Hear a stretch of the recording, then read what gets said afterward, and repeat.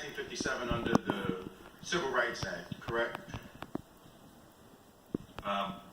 Congressman, Well, I believe it was. Grant signed the Department of Justice. No. It was. We're just not going to do all this delay stuff. It was. And it was created to protect against discrimination based on race, color, sex, disability, religion, familial status, and national origin. Wouldn't you agree? Well, you're talking about the Civil Rights Division No, specifically? DOJ.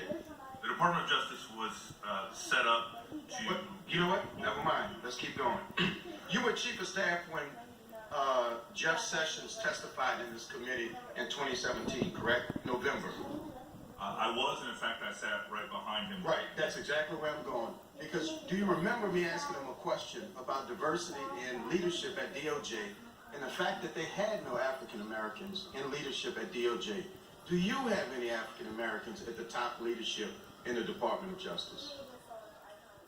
If the Senate confirms my friend Don Washington to be head of the U.S. Marshals, which I believe he is pending on the floor of the Senate currently, then the answer to that question would be yes. But as we sit here today, I do not believe. But what do you consider the leadership of the Department of Justice?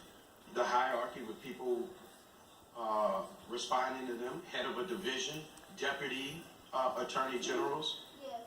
If you look at the flow chart, the upper echelon. So think about the image to me. DOJ created to protect civil rights and advocate for all. We've had the last two attorney generals come here. Not one of them thought they could find or did find an African American at DOJ to bring with them. And you're charged with enforcing civil rights and making people feel that you're fighting for equality. You mentioned Charlottesville and charging the person with 30 counts, and I applaud you for that. Do you believe that in Charlottesville there were good people on both sides? Congressman, I think the act, while it's part, again, part of an ongoing prosecution, No, let me just say this. the act was charged as a hate crime. I agree with you, and I applaud you. In this act. I applaud you for that.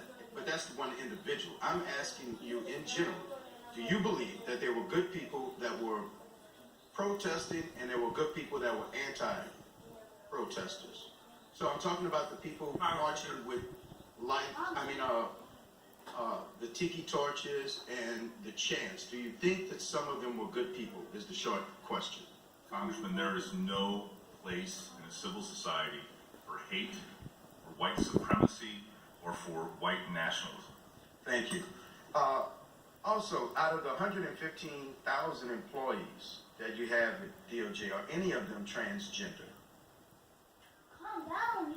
Congressman, as I sit here today, I don't know the answer to that question. I can imagine that generally, based on the way the population is distributed, that we would.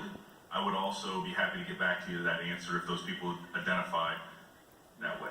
Would you have a problem with a transgender person being from a clerk to an agent in the field for any of your law enforcement agencies? No. Thank you. You mentioned also that voter fraud is of a serious concern. How many voter fraud cases have you all initiated? Congressman, as I mentioned in previous questioning, I'm happy to get those specific details back to you. As I sit here today, I don't know off the top of my head. Is it a lot? Is it a few? I mean, we're talking about a serious concern in the United States.